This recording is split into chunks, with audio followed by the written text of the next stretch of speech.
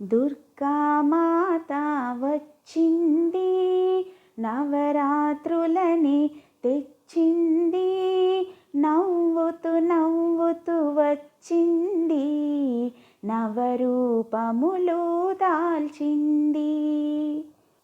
బాలా త్రిపుర సుందరిగా భక్తులను కాపాడింది, శ్రీ గాయత్రి రూపముతో పంచశిరములు దాల్చింది.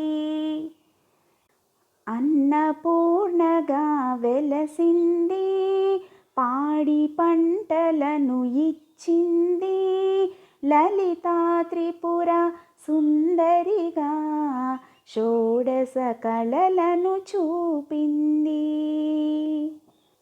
శ్రీ మహాలక్ష్మిగా వచ్చింది, సిరి సంపదలు ఇచ్చింది, సరస్వతి దేవిగా వెలసింది, విద్యా బుద్ధులు నొసగింది.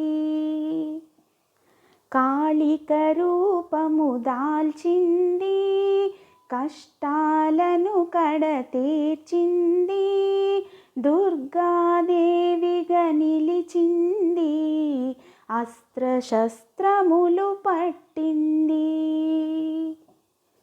మహిషాసురమర్ధినిగాను రాక్షసులను హతమార్చింది, లోకరక్షణ చేయుటకై నవదినములు పోరాడింది.